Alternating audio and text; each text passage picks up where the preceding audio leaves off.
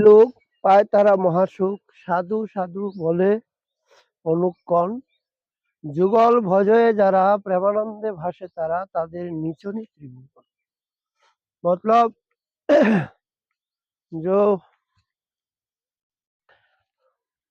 देवलोक जो देवता है वो तो ठाकुर जी का कृपा से जिनका भजन प्रारंभ हो जाएगा, भजन से ही प्रसन्न हो जाएगा। और पितृ जो है पितृलोक में वो भी इनका ऊपर आशीर्वाद वर्षण करेगा। पितरों नित्यंती पितरों, तो उनके लिए अभी बताया जो जुगल भजये जरा प्रेमानंदे भाषे तारा तादेर नीचनी त्रिभुवन। तो ठाकुर महाशय ने इस पैर में जुगल भजनकारी जो उपासक है, राधा कृष्ण का जो उपासक है, इनका बारे में बता रहा है। जो ये संसार में ठाकुर जी का उपासना पद्धति बहुत बहुत प्रकार का है, हजारों हजारों संप्रदाय है, सबका उपासना पद्धति अच्छा है। किसी को हम लोग छोटा दृष्टि से नहीं देख पाएंगे क्योंकि ठाकुर जी पूर्ण ही है, पूर्णतम ही है, परंतु जो जुगल उपासना है, राधा कृष्ण का जो उपासना है, इसको सर्वोपरि माना गया है। क्योंकि ईश्वरो परम कृष्ण सच्चिदानंद विग्रह अनादि आदि गोविंद सर्व कारणों कारणम। ठाकुर जी जैसा मूल स्वरूप में सब भगवत्ताओं का सार है, तो आराध्य भगवान जो है ब्रजेश तनोई है, तो इसलिए कृष्णस्तु भगवान स्वयं है। इसलिए स्वयं भगवान का जो उपासना पद्धति है, इसको सर्वोपरि माना गया है। और स्वयं भगवान का जो पराशक्ति है, ये है लादिनी सार श्रीमती राधा रानी। राधा रानी और श्याम सुंदर दोनों का एक साथ में जो उपासना करने वाला है, ठाकुर महाशय उपासक तत्व और उपासना करने वाले भक्त तत्व दोनों का महिमा इस फायर में त्रिपदी में वर्णन किया है। जो इनका जो आरती है सारी ब्रह्मांड इनका आरती करता है, क्योंकि इस उपासना अंतिम जन्म में साधकों को प्राप्त होता है। जब साधक का संस्कार सर्वोपरि जाकर के अन्नाभिलाषिता का शून्य होकर के और भजन साधनों का जो प्रवृत्ति है, देखिए कोई किसी किसी उपासनाओं में है लेकिन पूर्णता नहीं है। पूर्णता तभी होगा जब जुगल उपासनाओं में मधुर भावों में आएंगे। ठाकुर जी है ही, ठाकुर जी का लीला है, ब्रजेंद्र नंदन है, लेकिन दास्य भाव, सख्य भाव और जो वात्सल्य भाव, मधुर भाव है, और भी वीर विवत्स आदि जो सप्त गौण भाव है, सारी भावों को समाहार करके द्वादश रसों का जो उत्पत्ति हुआ है, सारी रसों का जो मूल परतत्व को आस्वादन करने के जो एक वैचित्र्य, इसको ही मधुर रस बोला है। सब रस होते बाबा श्रृंगारे अधिक माधुरी। तो इसलिए जो जितना भी रस है, इसमें श्रृंगार रस व मधुर रस को सर्वोपरि माना है। तो इसलिए जुगल उपासना जो कर रहे हैं, इनको ठाकुर महाशय बोल रहा है सारा जगत इनको आरती करेगा, क्योंकि ऐसा उनका महामहिमा है जुगल उपासकों का। प्राग चैतन्य युग में जुगल उपासना का इतना महिमा थे नहीं, क्योंकि राधा रानी को ही मानते नहीं। महाप्रभु जी ने आकर के राधा रानी को इस विश्व जगत में प्रचार किया है। जय राधा एकश चैतन्य चंद्र परम करुणया आविष्चकार। प्रभुदानंद सरस्वती पाद बताया को जाना थी राधा परम आश्चर्य माधुर्य सीमा को ऐसा कौन सा आदमी है जो राधा को जानते थे? कोई जानते नहीं, क्योंकि যদি গৌর না হইত তবে কি হইত কেমনে ধরিতাম দে राधार महिमा प्रेमरस सीमा जगत में जाना तो के। राधा रानी का महिमा महाप्रभु खुद राधा रानी होकर के राधा रानी महाप्रभु होकर के आकर के सारी अपना महिमा बताया है। तो इसलिए इस जुगल उपासनाओं का जो पद्धति है इस विशेष कली कालों में सबको आस्वादन करने योग्य है और सबके लिए ठाकुर जी का कृपा है। मधुर रस रामचंद्र उपासनाओं में भी है, रामचंद्र का भी मधुर रस का उपासना है, परंतु जो आस्वादन राधा माधव का बारी में है ऐसा नहीं है, क्योंकि वह सक्रिया परक्रिया वेदे द्विविध संस्थान परक्रिया भावेरती रसेर उल्लास ब्रज बिना इहार अन्यत्र नहीं बास। जो सक्रिया और परक्रिया है इस दोनों में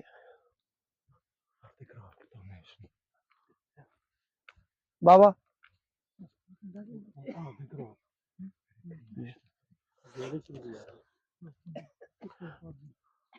सक्रिया परक्रिया वेदे द्विविध संस्थान परक्रिया भावेरती रसेर उल्लास ब्रज बिना इहार अन्यत्र नहीं भास। मतलब क्या है, जो परक्रिया भाव है ये तो ब्रज धाम का एक अद्भुत अलौकिक महामहिमाओं से जुड़ा हुआ है। इसलिए ठाकुर महाशय जुगल उपासना पद्धतियों को सर्वोपरि माना है और सर्वोपरि इसको दिखाया भी है। देखिए महाप्रभु प्रकट होने का बाद में भी दूसरा संप्रदाय वाले राधा कृष्ण का उपासना मानते नहीं, अभी स्वीकार कर रहा है परंतु पहले मानते नहीं। जयपुर में जब हमारी गोविंद जी गए उस टाइम का घटना है बाबा, जब गोविंद जी गए तब तो राजा हमारी संप्रदाय का शिष्य थे, परंतु दूसरा संप्रदाय का महात्मा लोग ने बताया जो राधा रानी का साथ ठाकुर जी का जो विग्रह रखना नहीं चाहिए, आप लोग को रखना है तो रुक्मिणी को सत्यभामाओं को और भी किसी को रख सकते हैं, परंतु राधा रानी का साथ संपर्क ठीक नहीं है, आप नहीं रख पाएंगे।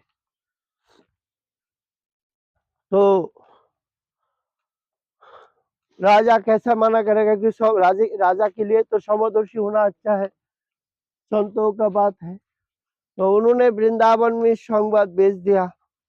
वृंदावन में इस संवाद जब आए तो विश्वनाथ चक्रवर्ती वृंदावन के प्रमुख आचार्य रूप में विद्यमान थे, लेकिन उनका आयु ज्यादा होने का कारण उनको जयपुर जाना संभव नहीं हुआ। तो इसलिए उनका ही छात्र दो है, बलदेव विद्याभूषण और कृष्णदेव सार्वभौम। इस दोनों को अपनी संप्रदाय का सारी सिद्धांत और रहस्यावली समझा करके जयपुर में भेजा। तो अब उन्होंने जाकर के राधा रानी को स्थापन कर दिया है, परंतु उन लोग फिर से एक बात उठा दिया है, जो आप लोग गौड़ीय संप्रदाय है, आपका भाष्य कहा है, आदि शंकराचार्य ने जो नियम प्रवर्तन किया है, अगर किसी को मौत आदर्श दिखाना है तो इनके लिए गीताओं का ऊपर और वेदांतों का ऊपर भी पृथक भाष्य होना जरूरी है। तो वेदांतों का तो अकृत्रिम भाष्य श्रीमद् भागवत है, खुद व्यासदेव जी ने लिखा है, परंतु इसको स्वीकार नहीं किया, बोला ये तो हर आदमियों के लिए है, आप लोग खुद अपनी मतों को स्थापन करके हमको दिखाइए। तो अब तो बोलते विद्याभूषण बहुत विपद में थे।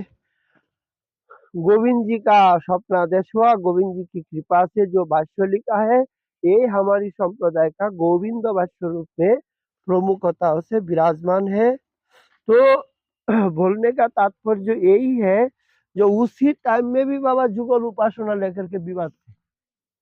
ये तो ज्यादा दिन का बात नहीं है, 300 350 साल का बात है। महाप्रभु जी का आने का बाद में है, लेकिन उसका बाद में अभी सारा विश्व में ठाकुर जी का कृपा से, राधा रानी का कृपा से, राधा रानी का उपासना का जैसा महिमा प्रकाश हुआ, दूसरा संप्रदायों ने भी जैसा राधा रानी का महामहिमाओं को स्वीकार किया है, शास्त्रों में पहले से थे, परंतु इसको स्थापन करना, प्रचार करना, सबका दिल में इस सिद्धांतों को समझाना, इस काम तो गौड़ीय संप्रदाय का आचार्य ही नहीं किया। मतलब हमारी गौड़िया महाप्रभु का कृपा से जुगल उपासना, हाँ हाँ जुगल उपासना, हाँ एकला कृष्ण की उपासना। हाँ, आदि शंकराचार्य 1000 साल पहले जो पुरी में गोवर्धन मठ स्थापन किया, उसमें अकेला कृष्ण ही है, शुद्ध कृष्ण विग्रह है।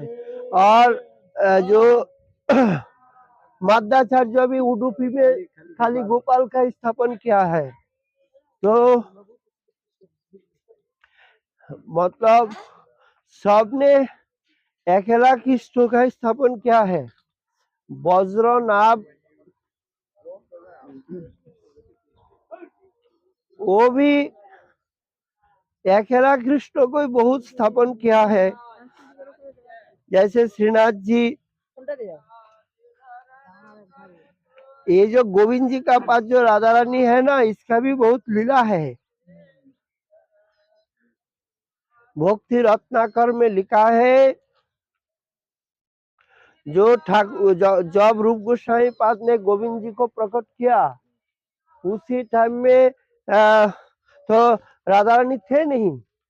महाप्रभु जी का पास जब इस संवाद भेजा, तब महाप्रभु जी ने तब पुरुषोत्तम जाना, वहाँ का ये थे जो राजा थे, तो पुरुषोत्तम जाना का जो उन्होंने राधा रानी विग्रह निर्माण करा करके और बेचने के लिए प्रस्तुत किया, लेकिन जितना बार राधा रानी का विग्रह निर्माण कर रहा है, ठीक से निर्माण नहीं हो रहा है, विग्रह इधर उधर उधर उधर होने लग गया।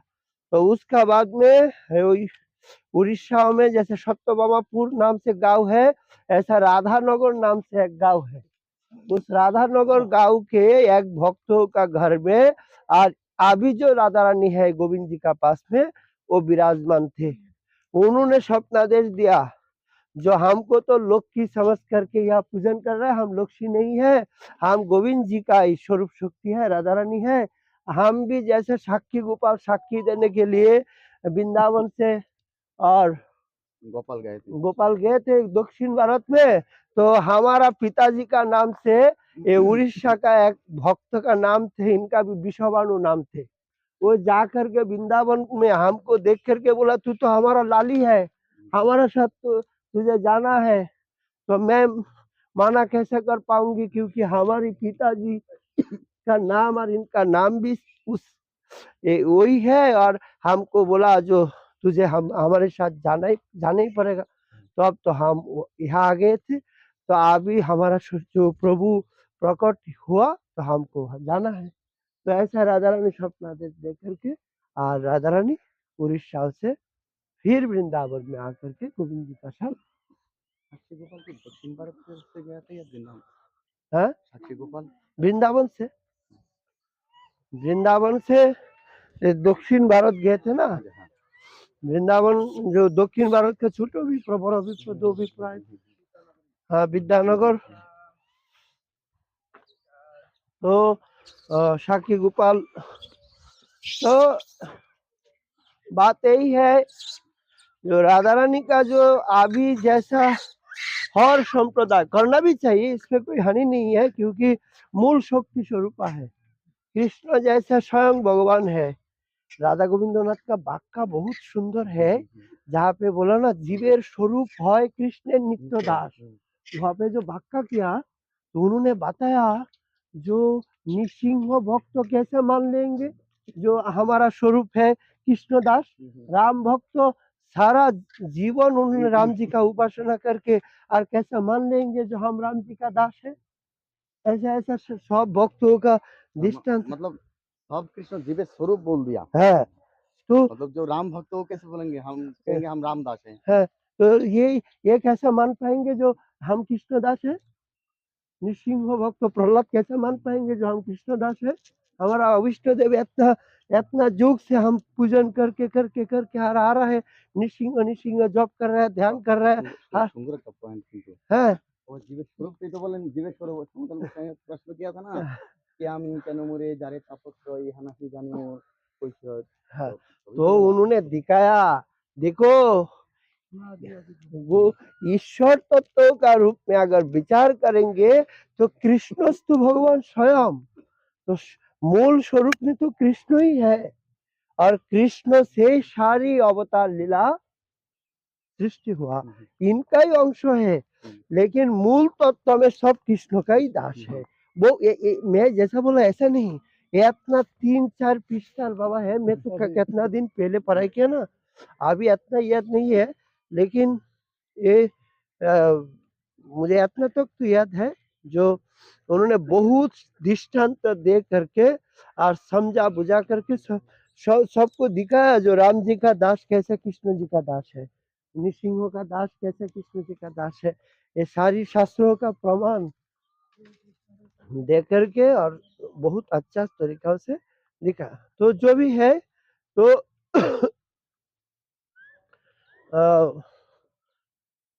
ये तो महाप्रभु जी का विशेष कृपा है। अभी सब ने राधा रानी को माना, राधा रानी का नाम ले रहा है, उपासना कर रहा है और ठाकुर जी का भी उपासना कर रहा है। ये तो बहुत अच्छा परिवेश है, लेकिन इस परिवेश बाबा, इस मधुमयी उपासना पद्धतियों का जो परिवेश महाप्रभु जी ने सृष्टि करके दिखाया है, इससे पहले ऐसा परिवेश संप्रदाय में किसी संप्रदाय में है ही नहीं। বাবা রাধা রানী কৃপা করে তো ভালো হবে বাবা, কি করে বাবা, রাধা রানীকে কৃপা করে। है बाबा, हमारी मूर्ति की कलानी में हाँ नाना अवतार मकरों की चिंता हाँ कृष्ण स्वयं भगवत परम कुमार हाँ, गोविंद आदि कृष्ण। ये तो बाबा ने मतलब सारी सिद्धांतों को उन्होंने दिखाया। दादी और एक पॉइंट है चैतन्य चरितमृत में, हाँ जब भागवत जी में सुत गोस्वामी 24 अवतार का व्याख्या किया हाँ करके कृष्ण और बलराम दोनों को ले लिया, हम्म, तो ये सुत गोस्वामी फिर सोचने लगा ये क्या किया, हम्म, कृष्ण और बलराम ये तो अवतार ही है, अवतार नहीं है, मैंने ये गलती हो गया। तो कबीर गोस्वामी पाद लिखा तबे सुत गोस्वामी मने पाइया बड़ भय जारते যেই तत्व তাহা করিলা নিশ্চয় এতে চাংশ কলা পুংস কৃষ্ণস্তু भगवान स्वयं। बाकी जितना है कला कला अंश है और कृष्ण स्वयं भगवान है, इनसे सब अवतार होते, ये सब स्वयं अवतार ही है। ये भी तो एक प्रमाण है। नहीं मतलब बात तो ये तो हम लोग कहेंगे प्रमाण तो सारी है ही है, परंतु सब मानेंगे कैसा, ये भी उन्होंने दिखाया। जो राम जी का सारा जीवन राम राम राम राम कृष्ण राम राम राम राम जप करके और अंतिम में कृष्ण को दास हो जाएगा, मान लेंगे है नहीं वो नृसिंह रामदास ही रहेगा, लेकिन मतलब है ये स्वरूपता बोल ये मतलब उनका जो विचार है ना बहुत सूक्ष्म विचार से किया है। जैसे आराध मतलब एक शब्द है ना चैतन्य चरितमृत में, बांग्ला बोल रहे हैं, हिंदी बोल रहे हैं। मैं बोल रहा हूँ मतलब मेरा तो दिमाग काम नहीं कर रहा है पायर याद नहीं आ रहा है।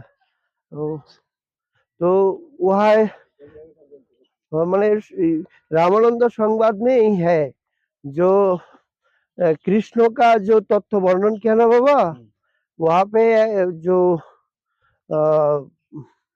अभी नहीं आ रहा, ठीक है फिर आज अब आएगा तब सुना देंगे।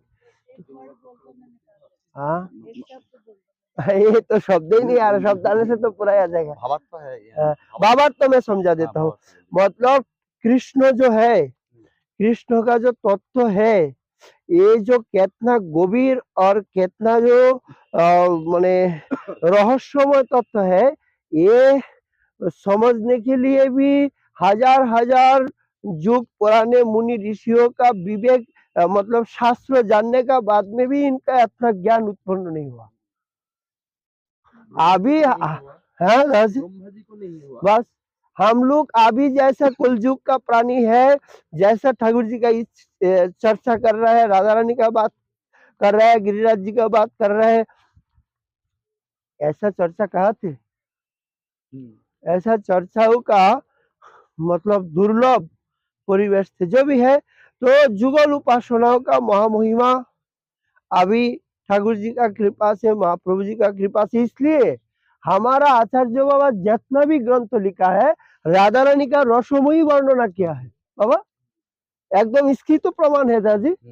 ये जीव गोस्वामी पाद का बताइए, रूप गोस्वामी पाद का, सनातन सबका, जहां पे भी उन्होंने सिद्धांत तो प्रारंभ करेंगे, राधा रानी में जाकर के समाप्त करेंगे दादी, ऐसा बात है ना, सारी सिद्धांत। तो ठीक इसलिए बताया, तादेर निचने त्रिभुवन, निचने मतलब त्रिभुवन, इनको आरती करते हैं, बलिहारी मतलब आरती करते हैं। निर्मंचन, निचनी शब्दों का एक अर्थ ऐसा होता है, निर्मंचन आरती, सबको ऐसा वैष्णवों को, राधा माधव का जो उपासक वैष्णव है, इनको आरती करते हैं। इसका बारे में भी दास गोस्वामी पाद ने जो उनका स्तवावली जो रचना किया ना, अंतिम में कुंडवासी वैष्णव, ब्रजवासी वैष्णव का बहुत वर्णन प्रार्थना किया। और ब्रज भक्ति विलास में भी जो वैष्णव है, राधा माधव का जो उपासक है, इनका बहुत महिमा उन्होंने बताया है। तो प्रीतक आवास जुग, दुखमय विषय भोग, ब्रजवास गोविंद सेवन, कृष्ण कथा, कृष्ण नाम, सत्य सत्य रसदाम, ब्रजजनेर संग अनुक्षण। हाँ, प्रीतक आवास योग, जो आप इसको समझा अच्छा से बोलिए। प्रीतक आवास योग तो बोले से ब्रजवासটা কথা তো नहीं, বলেনি। अभी शुरू है, ये तो पहले का 30 प्रीतक आवास योग, दुखमय विषय भोग, ये आप ভালো করে, আরে সবাই বললেই তো আনন্দ। বল,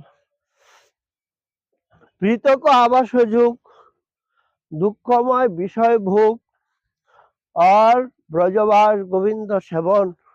प्रीतक आवास बोलते, इसको ऐसा ही समझाने के लिए प्रयास करना पड़ेगा, जो ब्रज का बाहर में जो आवास है, जो मतलब विषय क्या करना संपत्ति चाहिए क्या नहीं करना चाहिए।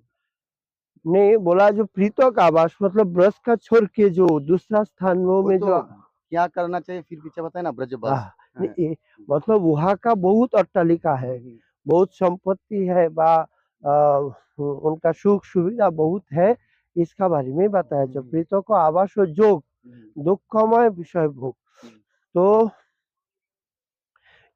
इसका बारे में बताया, जो बाहर का जो संपत्ति है और वहाँ पे जो वैभव है, ये दुखमयी है, यही बताया, दुखमय विषय भोग बताया ना। प्रीतक आवास योग, दुखमय विषय भोग, ब्रजवास गोविंद सेवन, मतलब वहां से यहाँ गोविंद सेवन के लिए वृंदावन वास का सर्वोपरि माना है। आपने बोलो ना, আমি দেখছি, আমি मतलब जैसे हाँ। गोस्वामी पाद बोलना चाह रहे हैं, बाहर जितना भी सुख सुविधा मिलता है ब्रज के बाहर, तो ठाकुर महाशय का बोलने का तात्पर्य ऐसा है, उसमें पहले तो सुख दिखेगा लेकिन इसका परिणाम दुख ही है। जैसे भागवत जी में बोला है, एक बीमार होता है, इसको कुंडून कहते हैं। हाँ, कुंडून क्या होता है, कुंडून मतलब सुल्कन। ये पहले जब खुद आते हैं लोग तो अच्छा लगता है, आराम भी लगता है, लेकिन परिणाम में इसका दुख होता है। जी दादाजी, हाँ, बोल, परिणाम में इसका दुख होता है। हाँ, वैसे ही ब्रज के बाहर जो साधक है, ये साधक के उपलक्ष्य करके ही बोला है बाहर नहीं। আমি শুনছি बोलो। साधक के लिए ये बोलने का तात्पर्य ऐसा है, साधक अगर ब्रज में रहेगा तो ब्रज में उसका निष्ठ होगा, ब्रज में प्राप्ति होगा। ब्रज के बाहर जाएगा तो उसका दुख ही मिलेगा। पहले तो लगेगा या सुख जैसा है, लेकिन सुख नहीं, इसका परिणाम दुख ही देगा। इसके बाद एक दूसरे ठाकुर महाशय बोला ब्रजवास, একটু সুন্দর করে বলেন, বলি, বলেন। माने गुरु महाराज जी ने इसका जो व्याख्या किया है, इसका व्याख्या ऐसा कहा, बोला, जो पृथक आवास मतलब ब्रज भिन्न पृथक বা অন্যত্র जो जोड़ियो विषय आवास युग বা वासस्थान रचना करने से क्या होगा ना, दुखमय विषय भोग ही होगा। ब्रज में आवास रहने से, भक्ति नहीं करने से भी भक्ति जुगे साधित होगा। यही बात ही बोल रहा है। जो चिन्मय ब्रजधाम भिन्न समग्र विश्व माइक प्रपंच, सुतरां उसी स्थान का जो विषय समूह है माइक उपादान से जुड़ा हुआ है। यह भोग करने से जन्म मृत्यु त्रिताप अनुक्षण इनको भोग करना है। तो इसलिए जो ब्रज में जो संपत्ति है इसको चिन्मय और चिदानंद और इनका जो स्थान ये दिव्य है, इसका बारे में बताया है। ज्यादा कुछ व्याख्या नहीं किया इसका। उस ब्रज के बाहर दुख, हाँ, ब्रज में हाँ, सुख, बोलने का बस यही है। हाँ हाँ हाँ মানে কম সে কম মনে ফিরা থাকতে হবে। हाँ। जो हमारी भजन कीटक आवाज जो बाहर में बास दुखमय है, लेकिन भजन हमारी ब्रज का ही है। शरीर का द्वारा अगर ब्रज बास असमर्थ है, बहुत भाग्यवान है। अगर नहीं होगा तो दुखी होके मन की तरह ब्रज में बास करना। बस ये बोल रहा है कुर्जात बासंग ब्रजे सदा, जैसा विश्वनाथ चक्रवर्ती पाद ने बताया मनसा अपी, यदि जिनको शरीर को द्वारा नहीं होगा मन को द्वारा भी। ब्रजे सदा। तो इसलिए पृथकावास वहाँ माने वो भी एक भी बात ऐसा आ जाता है बाबा, जैसे ब्रज में जो एक दिन भी रुकेंगे व एक महीना भी रुकेंगे व 10 दिन भी रुकेंगे, इनके लिए साधन जैसा अनुकूल हो जाएगा, मतलब अनायास में हो जाएगा। बाहर में ऐसा साधन अनुकूल नहीं बनेगा। यही बोल रहा है पृथक आवास मतलब वहां से रहने से जो संसार का जो सुख आ जाएगा, संसार का सुविधा मिल जाएगा। जैसा दिल्ली बॉम्बे कलकत्ता का जो शहर है वहाँ का भौतिक सुख का जो अनुकूलता वस्तु प्राप्त हो जाएगा, लेकिन ब्रज दुख भी होगा उसका नहीं, मतलब वहाँ भौतिक सुख का परिवेश अनुकूल है, परंतु ब्रज में अपाकृत चिंतामणि चिन्मय सुख का अनुकूल है। बाबा यही तो बात है। क्योंकि यहाँ आने से अगर किसी अंग जाजन नहीं भी हो रहा है, घर से बाहर निकलने से जो जितना भी दृश्य उन्होंने दर्शन करेंगे सब भक्ति का अनुकूल ही है। जो जिनको भी देखेंगे वैष्णव है, जितना पेड़ है सब संत है, पशु पक्षी अनायास में भक्ति हो रहा है, अनायास में। इसलिए बताया ब्रज बास से एक साथ में 5 अंग अनायास में होता है। जैसे नाम संकीर्तन अनायास में होता है ब्रज में रहने से बाबा, क्योंकि सुबह से शाम तक कोई ना किसी आदमी किसी ना किसी बहाना से नाम करती है। जैसा भी है नाम, तो कम से कम राधे राधे बोलता है, उसका जवाब भी राधे राधे देना पड़ेगा। है किसी ना किसी बहाना से नाम होता ही है, नाम संकीर्तन हो जाएगा और साधु संग हो जाएगा। क्योंकि यहाँ का जो भी आदमी है सब संत ही है, इनके साथ प्रसंग नहीं होगा, संग तो होगा ही होगा। प्रसंग मतलब इनसे ठाकुर जी का बातचीत नहीं हो सकता है, परंतु संग साधु संग हो जाएगा, क्योंकि संत ही है यहाँ पे, दुष्संग है ही नहीं, सत्संग ही है। तो इसलिए नाम संकीर्तन भी हो जाएगा, सत्संग भी हो जाएगा और दाम बास तो मुख्य रूप में हो ही रहा है। और भागवत सेवन मतलब यहाँ कथा कीर्तन कितना हो रहा है, आप जहाँ भी जाएंगे कुछ ना कुछ तो आवाज आएंगे कान में, भागवत सेवन भी हो जाएगा। और यहाँ का ओली गली में तो ठाकुर जी है बाबा, सब ठाकुर है, गिरिराज तो है ही है यहाँ, लेकिन ब्रज का कोई भी आप जाएंगे ठाकुर जी है ही है। ऐसा गांव नहीं है जहाँ पे ठाकुर जी है नहीं, ऐसा घर नहीं है जहाँ पे ठाकुर जी नहीं है। तो इसलिए ब्रज बास में अनायास में जो भक्तियों का पंच मुख्य अंग रूप गोसाई पाद ने बताया, ये धामवास का मतलब कृपा से अनायास में इस बात चीज हो जाएगा। यही है पृथक आवास जुग दुखमय विषय भोग ब्रजभाष गोविंद सेवन ना की बोला, ब्रजभाष गोविंद सेवन तो ब्रजवास, अच्छा इसमें भी एक प्रश्न आया, ठाकुर महाशय ने फिर क्यों बताया जो ब्रजवास गोविंद सेवन, जो वृंदावन में रह करके अगर किसी का निष्ठा दूसरों का ओर है तो इनके लिए सौभाग्यवान माना नहीं जाएगा। अगर किसी का देवियों का बारे में है, किसी देवताओं का बारे में है, तो इनके लिए इतना सौभाग्य नहीं माना जाएगी, क्योंकि अगर इनका गोविंद सेवा हो जाएगा, क्योंकि ठाकुर जी का खुद अपना निवास स्थली है, यह इनका कृपा जैसा अनायास में प्राप्त हो जाएगा, वो बाहर में ऐसा नहीं प्राप्त होगा। क्योंकि ब्रजवासियों का ठाकुर जी का जो भी है, एक दिन के लिए आने से तो ब्रजवासी है बाबा। दो शब्द आया ना, ब्रजवासी और ब्रजजन। तो ब्रजजन जिनको ठाकुर जी ने अंगीकार करके यह जन्म दिया है, इसको ही ब्रजजन कहते हैं। और जो ब्रज में आकर के, बाहर से आकर के भी वास करते हैं, इनको ब्रजवासी कहते हैं। तो इसलिए जो यहाँ आकर के ठाकुर जी का भजन भी करना पड़ेगा। अगर किसी आदमी आ गया किसी भी बहाना से, तो यहाँ का परिवेश इनको भजन कराएंगे ही कराएंगे। तो ब्रजवास गोविंद सेवन, तो इसका बारे में बोला। गोविंदों का सेवा उपासना करना है, हाँ, तभी ब्रज का सार्थक होता है। बस उपासना करना पड़ेगा, क्योंकि ब्रज में रह करके भजन नहीं करेंगे तो सार्थकता नहीं है बाबा। तो क्यों सार्थकता नहीं है? जो किसी का हाथ में अमृत है दादी, अमृत पाने का बाद में क्या करना है? हाथ में होने से कोई काम नहीं आएगा, मुंह में डालना पड़ेगा। मुंह में डालना पड़ेगा ना। अमृत पान करने से अमर बनेगा। तो भजनीय स्थान में आने का सार्थकता ही है भजन करना, और भजन करने से इनके कल्याण अनायास में हो जाएगा। इसलिए गोविंद सेवन जो भी अंग जिनका कृपा से, ठाकुर जी का कृपा से होगा, किसी ना किसी अंगों को जाजन करना इनके लिए जरूरी है।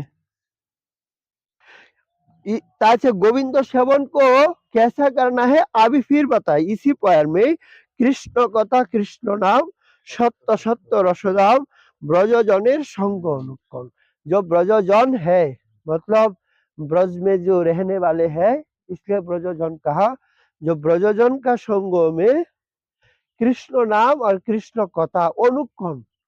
दादी हाँ? यहाँ पे जो ब्रजजन बोला गया, हाँ, ये जो वैसे ब्रजवासी नहीं इनका नहीं नहीं, जो मतलब हमारे गोस्वामीगण ब्रजजन मतलब ये बाबा, मतलब भजनशील जो ब्रज में रहने वाले जो भजनशील है ना। जैसे मतलब गोस्वामीगण का ग्रंथ पढ़ा तो गोस्वामीगण का ही संग हो हाँ गया। हाँ, और यहाँ के जो भजनानंद महात्मा बाबा, मतलब सौजातीय स्निग्ध भावानुकूल, मतलब ये प्रसंग मैंने क्यों उठाना, इससे पहले वो ब्रजजन और नहीं नहीं, वो मतलब जो बात पहले बोला ब्रजजन का बारे में, वो अलग मीटर है। यहाँ जो ब्रजजन है ये अलग है। जो हमारा महाप्रभु जी ने बताया, मथुरा स्वामीगणेर चरण बंदिवा, ताहादेर भाव चेष्टा लइते नारिबा।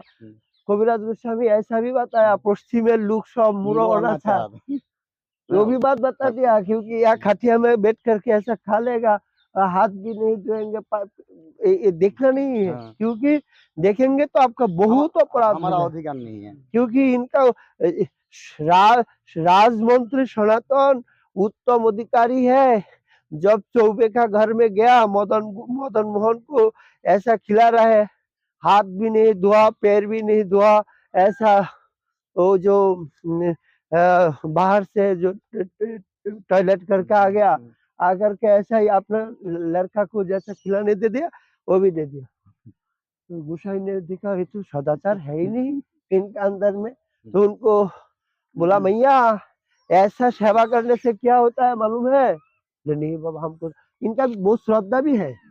किसी बाबा लोग अगर किसी शब्द सुना देंगे तो ब्रजवासी का है ही है। बाबा उन पे कुछ बोल दिया, तो बाबा बताओ कैसा करना है? बोले तुमको तो सुबह उठ करके नहाना है, उसका बाद में कपड़ा जो धुआ कपड़ा है इसको पहन करके, और साफ सफाई करके बर्तन धो करके और ऐसा ऐसा रसोई पवित्र से बना करके ठाकुर जी को भोग लगाना है, तो अभी तुम्हारा अपराध नहीं होगा। गुसाई जी तो शास्त्रों का बात ही सुना। तो दूसरा दिन मैया ने, बाबा ने बताया इसको तो मानना ही पड़ेगा। तो सुबह उठ करके बाबा जैसा जैसा बताया, सुबह से दोपहर हो गया, मदन मोहन का तो अभी भूख ही नहीं लगा। तो भूखा है मदन मदन मोहन ने तो अब मैया को बार बार पुकारने लगा, मैया कुछ तो खिला दो, कुछ तो खिला दो। अरे तू चुप कर, अभी बाबा ने बताया ऐसा ऐसा करना पड़ेगा, नहीं तो हमको अपराध से नरक में जाना पड़ेगा। अरे मैया, बाबा ने किया बताया, ये छोड़ दीजिए, हम जो बता रहे हैं इसको सुन लो। बोले नहीं, तेरा बात नहीं सुनेंगे, क्योंकि बाबा जो बताया इसको सुनना है।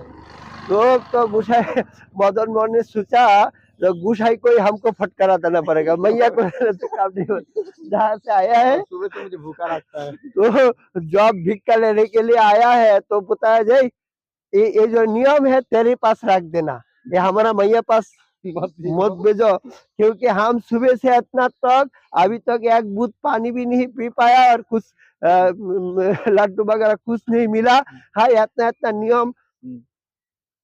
तो अब तो गुसाई फिर से कैसे बताएंगे मैया को। बोला मैया देखो, तेरी एक भाव अच्छा है ना, तो तेरी तो भाव है लाला, तो तेरी लाला को जैसा मैंने खिलाते हैं उसी प्रकार में तू अपनी इस मदन मोहन को भी खिला देना। तो अब फिर से मैया उसी प्रकार से और खिलाने लग गया। तो उसका बाद में गोसाई जी का बारी में प्रसन्न हुआ ठाकुर जी। ऐसा करमती बाई का भी ऐसा नियम भक्तमाल में है। करमती बाई दक्षिण भारत का पंडित है। आज इनको बताया तुम कैसा है, ऐसा नहा दोहा कर कोई परिष्कार बर्तन कुछ नहीं किया, एक ही तरीका का बात आती है।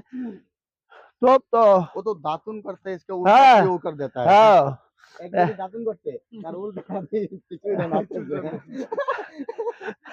वो ऐसा ऐसा तो ब्राह्मण ने कह रही है कैसा है भाई, ठाकुर जी बोल रहे सदाचार कुछ नहीं जानते। तो सुबह से आकर के कृष्ण बलराम जगन्नाथ बलराम आकर के घूमने लग गया। मैया अरे अभी तो हुआ ही नहीं, कितना साफ सफाई करना पड़ रहा है। बोले अरे मैया साफ सफाई का जरूरत नहीं, तू जैसा बना देते पहले से। बोला नहीं, वो तो पंडित ने बोल के गया। तो अब तो पंडित को फटकारा लगाया, जो इस नियम तुम दक्षिण भारत में जाकर के लगाओ। हाँ।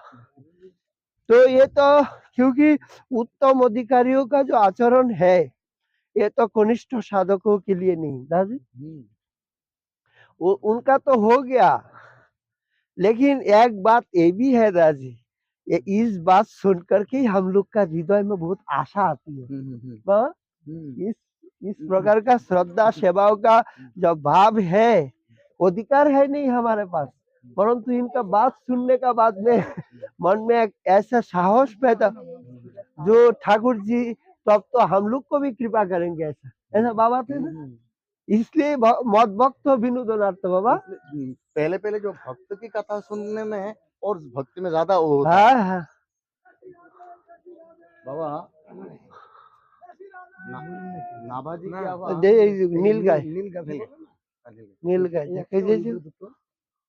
बाबा अरे नीलगाय। हाँ नाभाजी क्या हुआ, जो पहले भक्तमाल लिखेंगे हाँ तो उनका गुरु के पास रहते थे और बहुत निष्ठा से सेवा करते थे। अच्छा एक बार क्या हुआ, उनका गुरु जी भजन कर रहे थे, वो भी पास में बैठ के भजन कर रहे थे, वो हवा कर रहे थे।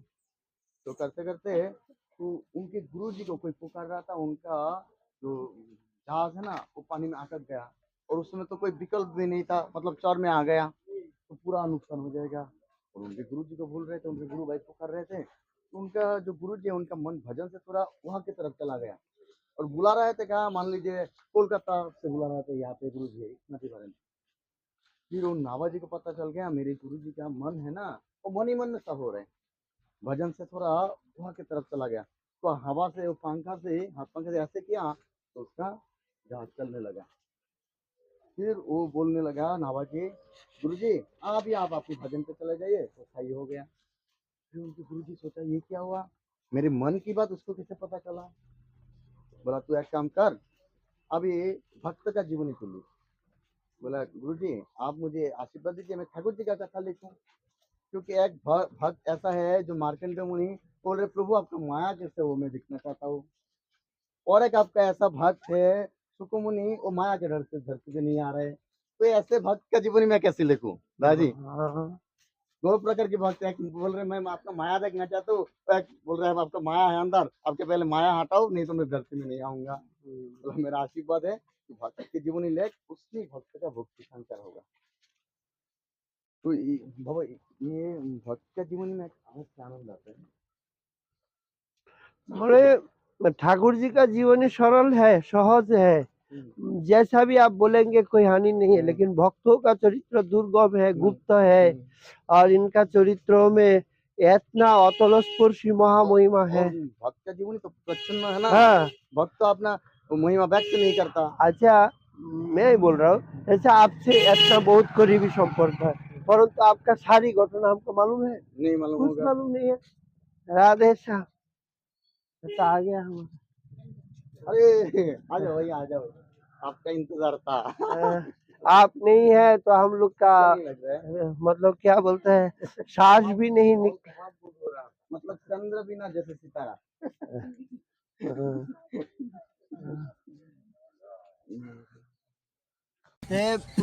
কৃষ্ণ মানে কৃষ্ণ কথা, কৃষ্ণ নাম, সত্য সত্য রসধাম, ভজজনের সঙ্গ অনুকূল।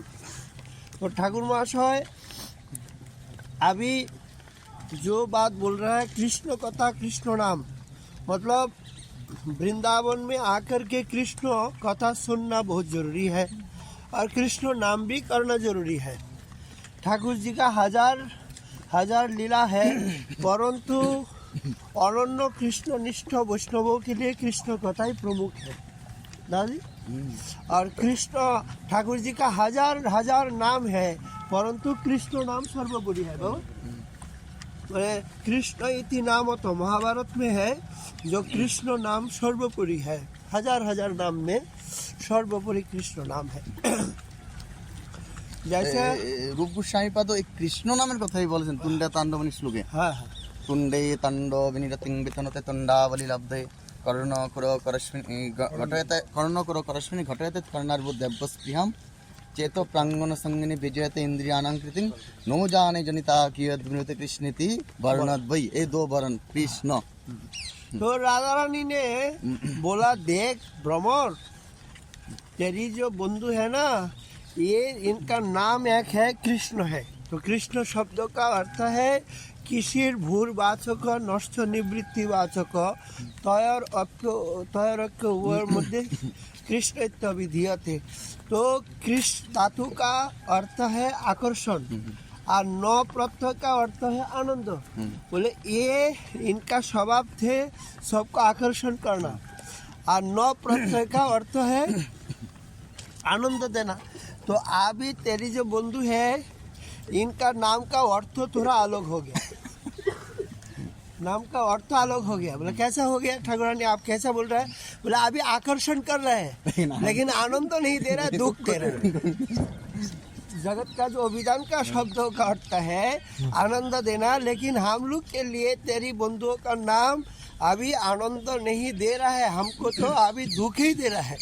तो इनका आनंद अभी इस शब्दों में है नहीं। तो इसलिए महाप्रभु जी ने हमको विराह में बताया अधर्म श्री कृष्ण नाम, पता है ना बाबा, ऐसा बात करते हैं। बोले हम इस नाम को भी नहीं लेंगे, क्योंकि नाम लेने से कोई हमारा माने हमको धन्य होने का कोई मौका नहीं मिलेगा। तो ठाकुर जी का हजारों नामों में कृष्ण नाम और हजार हजार ठाकुर जी का लीला अवतार है, गुण अवतार है, लेकिन कृष्ण अवतार है लीला पुरुषोत्तम। इनका जितना भी कथा है सारी कथाओं में हजार हजार लीला वर्णन है। तो अच्छा, ये राधा रानी ने पूर्व राग में पहले ठाकुर जी का नाम सुना, केबा सुनाइल श्याम नाम, कानेर भीतर दिया मरमे प्रवेशिल आकुल करिल मोर प्राण। तो ठाकुर जी ने एक दिन राधा रानी को पूछा, अच्छा तुम बोलते हैं हमको बहुत मतलब प्यार करते हैं, तो कैसा हमारा बारे में तुम्हारा इस अनुराग मतलब जन्म लिया? तो ठाकुर जी ने जब पूछा, राधा रानी ने बोला जब तुम्हारे नाम सुन करके ही हमारा ऐसा अनुराग जन्म हुआ।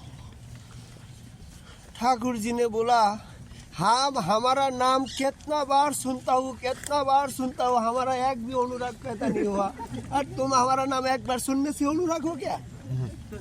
राधा रानी बोला इस नाम सुनने का कान अलग प्रकार का होता है, तुम्हारा जैसे कान है, इस कान में तुम्हारा नाम सुनने से कभी तुम्हारा नाम का बारे में तुम्हारा प्रेम कभी होगा ही नहीं।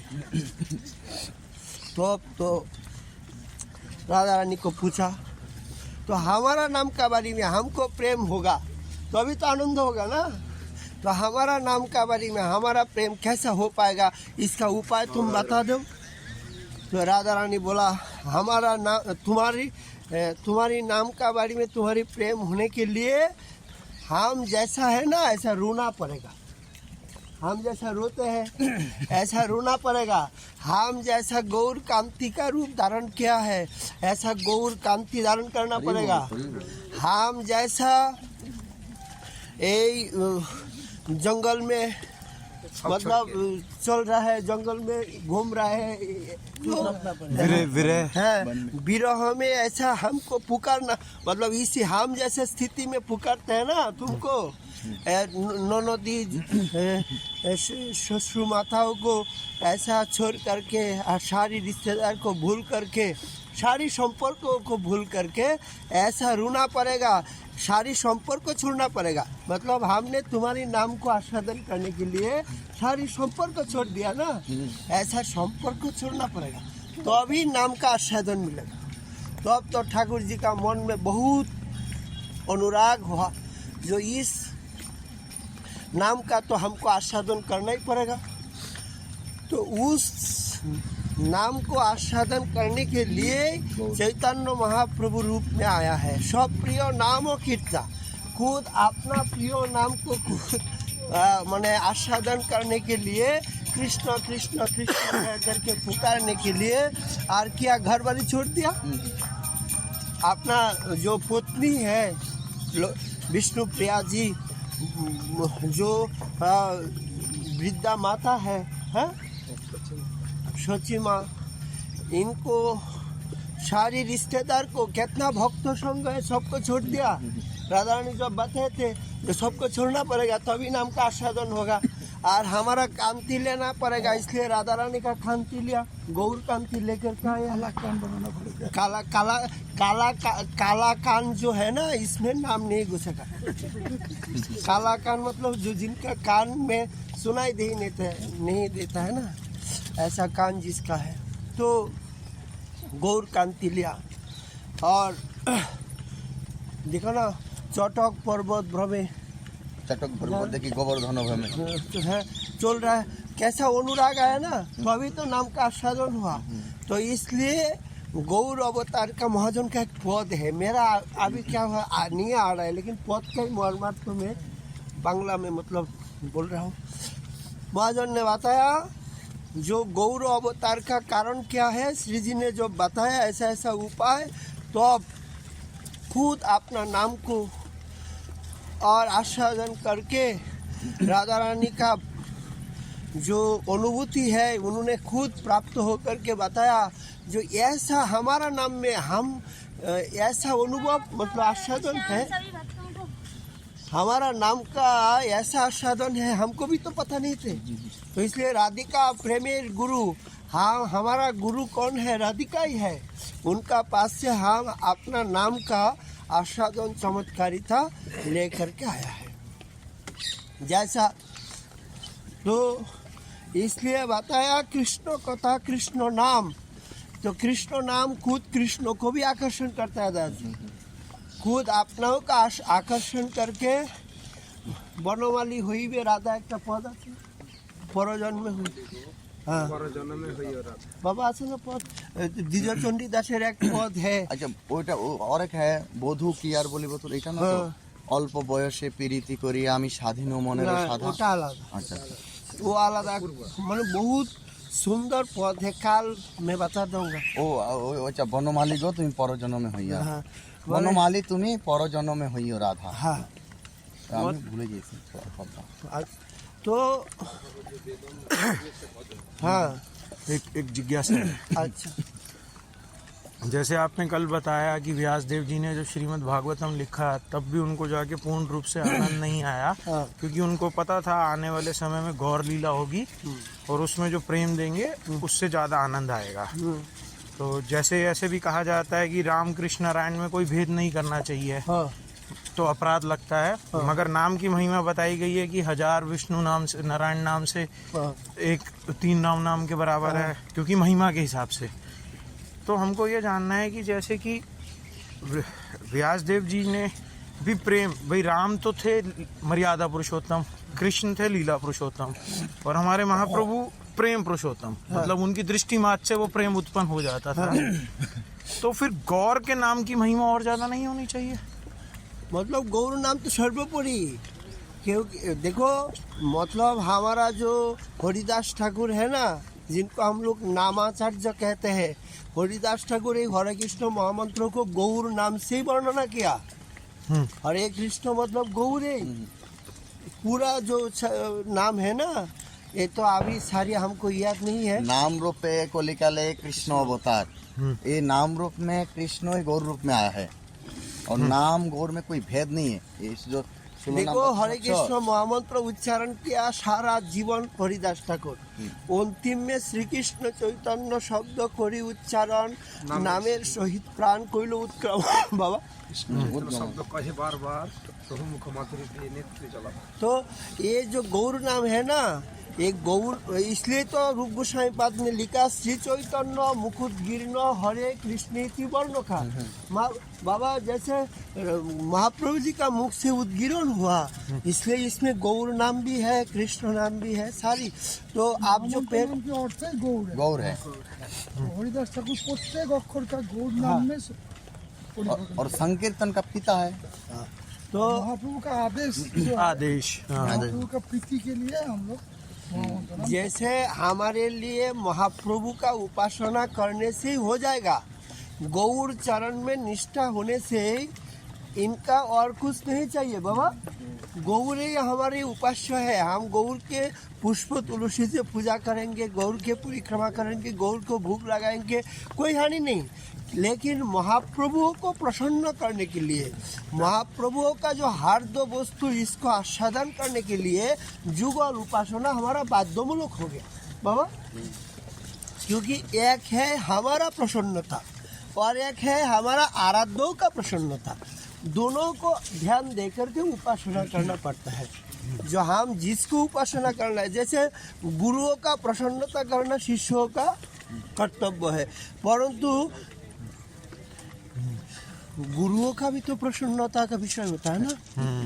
छोटा एक प्रसंग है इसमें, गदाधर पंडित गोस्वामी क्षेत्र संन्यास लिया था। हाँ तो उस समय जब प्रभु नीलाचल से बाहर जा रहा था, तो गदाधर पंडित गोस्वामी क्षेत्र संन्यास इसीलिए लिया क्योंकि मातृ आज्ञा है और नीलाचल रहेंगे प्रभु, इसलिए क्षेत्र संन्यास ले लिया। लेकिन वो जो बाहर जा रहे थे प्रभु के संग संग गदाधर पंडित जा रहे थे, प्रभु 7 बार मना किया लेकिन सुना नहीं। फिर बोला, जब लास्ट में प्रभु बोला तुम अपना सुख देख रहे हो, अगर तुम मेरा सुख चाहते हो तो तुम यहाँ पे रहो। तब प्रभु गदाधर पंडित गोस्वामी एक बात भी नहीं बोला, प्रभु का सुख है इसमें तो मेरा कितना भी विरह वेदना हो मैं सह लूंगा, लेकिन यहाँ पे रह जाऊंगा। ये जो सुमंदा बात बोल रहे हैं ना, इसका मतलब महाप्रभु का सुख है जुगल उपासना बाबा, लेकिन हमारे लिए गौर उपासना से ही यथेष्ट है। हमारा दृढ़ विश्वास है जो हमारा महाप्रभु परतत्व शिवा न चैतन्य कृष्ण जगती परतत्व परमीय, चैतन्य का ऊपर में और परतत्व है ही नहीं बाबा। सीमा है, सीमा है, सीमा मतलब इसके आगे कुछ नहीं है। मतलब इतना मोटा किताब है सुंदरानंद विद्या विनोद का, जो परतत्व सीमा श्री कृष्ण चैतन्य।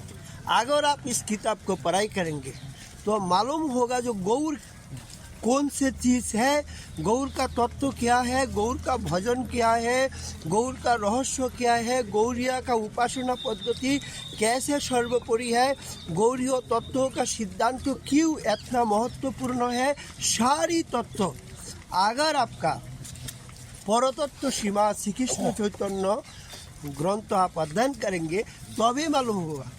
समझ में, इतना मोटा है। पहले जो आप प्रश्न किया इसका उत्तर ব্যাসদেব একটু আর কি মধ্যে একটা প্রসঙ্গ সুন্দর আসছে जगन्नाथ जी क्या है। जगन्नाथ जी मतलब जो प्रेम में विगलित हो गया था ठाकुर जी का लीला कथा सुनने के बाद, वही जगन्नाथ जी जब महाप्रभु का प्रेम देखे स्तंभित हो जाता था, अचंभित हो जाता था, ये कैसा प्रेम है।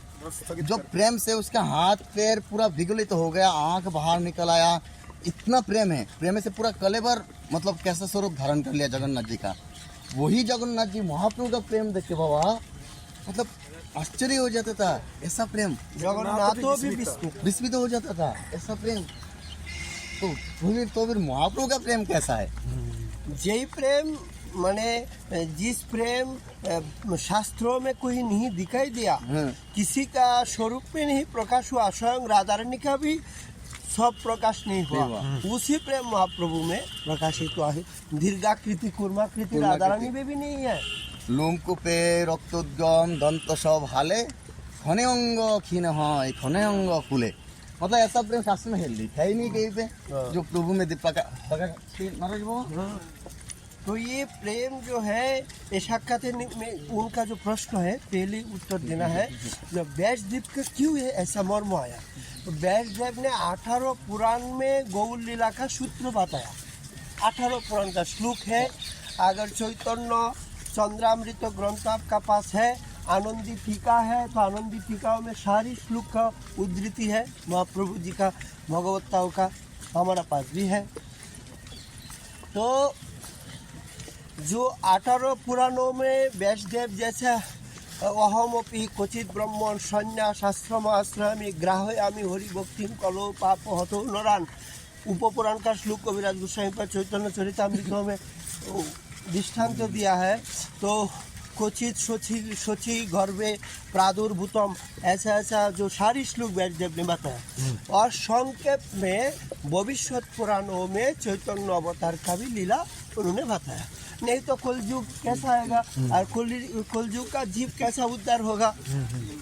लेकिन गीता प्रेस में आपका मिलेगा नहीं, वहाँ का विवरण तो मैं इससे पहले आपको मालूम करा दिया है। तो जैसे गीता प्रेस से चैतन्य चरितावली आदि जो ग्रंथ प्रकाशित हुआ ना, ये ग्रंथ महाप्रभु जी का भगवत्ता का ऊपर नहीं है, ये तो भक्त चरित्र का ऊपर है। जैसा जब इस ग्रंथ प्रभुदत्त ब्रह्मचारी लिखने का बाद में रामकृष्ण पंडित बाबा को दिखाने के लिए ले गया, तो रामकृष्ण पंडित बाबा बोला जो तुम क्यों महाप्रभु जी का ऊपर ग्रंथ लिखने गया। बोले महाप्रभु जी को बहुत प्यार करते हैं। बोले प्यार करना एक बात अलग है और उपासना करना एक अलग है। तुम उपास्य तत्वों का बारे में जानकारी नहीं है, तुम तो इनको भगवान को भक्त बना दिया। क्योंकि तुम्हारा अधिकार नहीं है। इस रामकृष्ण पंडित बाबा इसको विरोध किया प्रभुदत्त ब्रह्मचारियों को। तो लेकिन अभी जो यमुना है, अभी तो ऐसा प्रतापी महात्मा है नहीं हमारा, इसलिए दूसरों का सामने में महाप्रभु एक भक्त है, लेकिन हमारे लिए तो स्वयं भगवान है, परतत्व है। तो इसलिए हमारा संप्रदाय का सिद्धांत अनुଯାयी महाप्रभु जी का जितना भी लीला है सारी लीला सर्वोपरि माना गया है। तो इस लीलाओं को व्यासदेव जो सूत्र रूप में लिखा है पुराणों में, उनका लालसा और भी वर्धित हो गया। जो कृष्ण लीला में जितना प्रेम का वितरण नहीं होगा, त्रिकालोक्य है ना, एक कल्पकाल व्यास जी अभी भी प्रकट है। तो इसलिए व्यासदेव जी ने चैतन्य लीलाओं में पुनः आए आकर के गौर लीला को सुंदर रूप से, क्योंकि मनुष्य रचित नारे वैचन ग्रंथ धन्य वृंदावन दासेर मुखे श्री चैतन्य, खुद व्यास जी आकर के लिखा है। और आप जो दूसरा प्रश्न किया है, जो हाँ गौर नाम का महिमा। गौर नाम बोल रहा हूँ। तो हम लोग तो गौर नाम पहले करते हैं, इसके बाद में कृष्ण नाम करता है बाबा। पहले गौर नाम करते हैं, श्री कृष्ण श्री गौरांग नित्यानंद, जो भी एक गौर नाम तो करते हैं बाबा। श्री गौरांग नित्यानंद श्री अद्वैत चंद्र गदाधर शिवासादि गौर भक्तबिंद, इसके बाद में हरे कृष्ण मंत्र कीर्तन में भी एक बार होने भी से हम लोग गौर नाम पहले करते हैं, पंचोत्तर नाम समझ में, उसके बाद में बाबा कृष्ण नाम करते हैं। ये हमारा नियम है। तो इसलिए गौर नाम तो है ही है। कृष्ण नाम में अंतर्निहित तत्व में गौर नाम है। और ऐसा भी हम लोग पहले गौर नाम करते हैं। जैसे हम लोग हमारा करता है पहले। हाँ, पहले गौर पूजा करते हैं हम लोग। हमारा गुरु जी का परंपरा से जैसा प्राप्त हुआ, 4 पैरा पहले गौर नाम करते हैं, उसके बाद में कृष्ण नाम करते हैं। तो ये तो परंपरा से प्राप्त हुई, इसी परंपरा से सब लोग करते हैं। कोई गौर को नहीं शरण करके कैसा कृष्ण नाम करेगा। तो ये है, ठीक है। आज जय जय श्री राधे श्याम, निताई गौर हरि बोल।